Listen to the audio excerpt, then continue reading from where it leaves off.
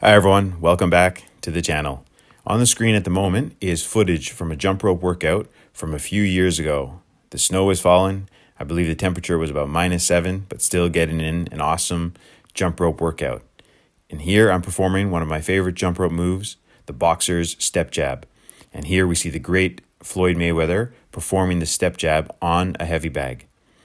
You may notice with the step jab, as he throws the punch, his lead foot moves forward. So to get power for this punch, he pushes off the rear leg while simultaneously moving the front foot forward. And that is what I'm doing here using a jump rope. Here I'm doing the step jab in a southpaw stance. My right foot moves forward. When that right foot moves forward, if you were boxing, that is when you would throw the jab. At the beginning of the video, I was performing this move in the Orthodox stance with the left foot going forward and the right foot in the rear. But it's great to practice the move in both stances, Southpaw and Orthodox. And as if you were a fighter, I love doing this move while moving around in a circle. So I'll provide a link to a tutorial video on this jump rope move.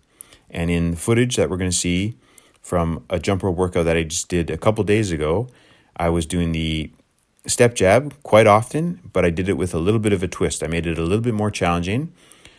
When my front foot went forward to kind of simulate throwing a jab or a punch, I did a crisscross. So it makes the move a little bit more challenging, but at the same time, quite fun. So this is footage just from a couple days ago. Oh, and on the screen at the moment, those are covers of 2 of my books on Amazon. So I'll provide links down below if you're interested in checking those out. The plantar fasciitis book has helped many people overcome severe foot arch pain, heel pain, in some cases in just a matter of days. So I struggled with plantar fasciitis for 8 months, and I was beginning to think that I wouldn't be able to walk again without pain. But one day I made a connection between a move or an exercise that I learned how to do the middle splits, and I applied a similar approach to treating my plantar fasciitis, and it worked. And in that book, I detail exactly what I do, or what I did rather, using pictures, images, and photographs, as well as step-by-step instructions. So if you or a loved one has plantar fasciitis, or foot arch pain, or heel pain, I think that book could help them tremendously. And the Jump Rope Johnny and the Inspire Mr. P is a book I absolutely love, and I read it many times still. I've shared it with many people, and I've gotten great feedback. Just a really uplifting story. So here, I'm using Cross Rope's half-pound rope. This rope is 8'6" in length, and I'm using Cross Rope jump rope mat, which was generously provided to me by the founder of Cross Rope, Dave Hunt. So this was the footage from the very beginning of the workout. I was beginning with some basic boxer skips here where I'm shifting my body weight from one leg to the other. And now here I'm doing the boxer step jab in the Orthodox stance. My left foot is going forward. And as you just saw there, I did a crisscross. So now I'm in the southpaw stance. My right foot is forward. And back to the boxer skip. Back now again here into the step jab stance, the right foot forward. And every once in a while, when I kind of lunge forward or push off my rear foot and make the front foot go forward, I throw in a crisscross, as you just saw there. So it's quite challenging. So I'm going from doing the boxer step jab in an Orthodox stance with the left foot forward, and then every once in a while perform a crisscross as if I was throwing a punch. And then, as you just saw right now, you may have noticed I switched to the southpaw stance. Now the right foot is forward. And when I when I do the crisscross, I kind of push off the rear leg and move my body forward while performing a crisscross, kind of simulating a punch. And now I'm back into the boxer skip. As you saw there, I just threw in a few running crisscrosses.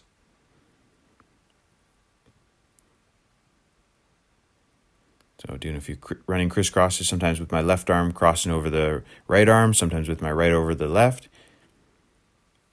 Over time, we tend to gravitate to performing crisscrosses with one arm over the other. Maybe we have a favorite way to do crisscrosses. When I first started doing crisscrosses, I like doing them with my right arm over my left. Then I started enjoying my left arm over my right. But I think it's always a good idea to practice both. Not only to keep the skill up of being able to cross with your left arm over your right or your right over your left, but it's also just great for your mind because it involves a high degree of coordination. If you're able to do them in an alternate fashion, perform a crisscross with your right arm over your left or your left arm over your right, and then right afterwards go into the opposite. That demands quite a high degree of coordination, rhythm, timing. So it's great to practice with crisscrossing in an alternate fashion with your left arm over your right or vice versa, your right arm over your left. So here's the regular 2-foot crisscross. These, while they may look easy, if you're learning how to do a crisscross, performing them using the regular 2-foot hop or 2-foot bounce can be quite challenging because the rope has to pass both feet on the ground. But if you're learning how to do crisscrosses, a technique that can be very helpful if you are able to perform single leg hops is to try doing crisscrosses when you just have 1 foot on the ground. Try doing them with the 1-foot hop. It makes them easier to learn because the rope has to only pass 1 foot as opposed to 2 feet. So the rope is less likely to get caught on that 1 foot. So this is just a fantastic warm-up before doing a lot of freestyle skipping. So here I'm using, as I said, the half-pound cross rope.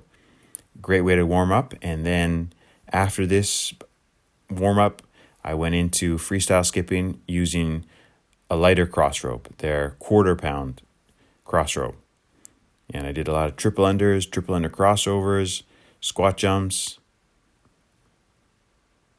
Just here warming up with the boxer skip, the run in place, the step jab with a crisscross, 2-foot crisscross, the running crisscross, and as you just saw there, a double under. So I always like throwing in a few double unders here and there. Great way to warm up as well before doing, say, triple unders later on.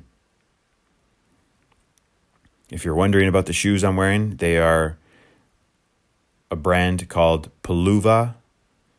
I'll provide a link down below in the description if you're interested in checking them out, along with a discount code. The company actually sent me a pair many, many months ago when I made contact with them because I've long worn minimalist shoes. And so when I heard that a new pair was coming out, I was very interested in trying them. And they generously sent me a pair, and I love using them for jumping rope. I have 2 pairs actually. The black pair, which you are seeing now, and I also have a white pair, which I tend to wear just around the house if the weather is cold. So I like spending time in my bare feet.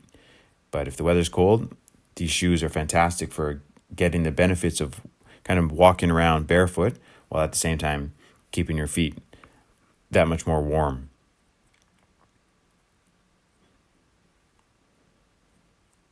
And notice all the while here when I'm doing these boxer skips, shifting my body weight from one leg to the other, I'm really not jumping high off the ground. Jumping rope can be quite a low impact activity.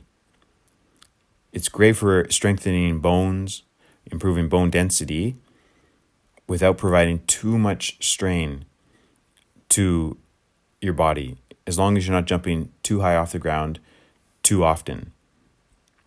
So every time you jump over the rope and land on the ground, you're providing a little bit of a shock to your body, which your body has to adapt to. It makes your bones get stronger, which is a good thing. But if we're, say, jumping too high too often and not giving our bodies a chance to recover, that's when our bones or our joints, our muscles, our tissues can experience a little bit of damage or injury. So that is the warm-up complete, and I just walk around, relax for a little bit, shake out my legs, and then I go into lunge stretch, I believe, later on, using the wall in the background.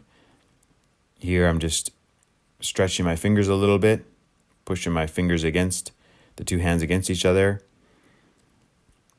And now I'm using my fingers as a little bit of a resistance. I have my left fingers, the fingers of my right hand now inside the fingers of my left hand, and I'm trying to push out the fingers of the hand that is inside, trying to open those up, but the other hand is providing resistance, stopping those fingers from opening up. Just a very simple resistance exercise for the fingers and hands.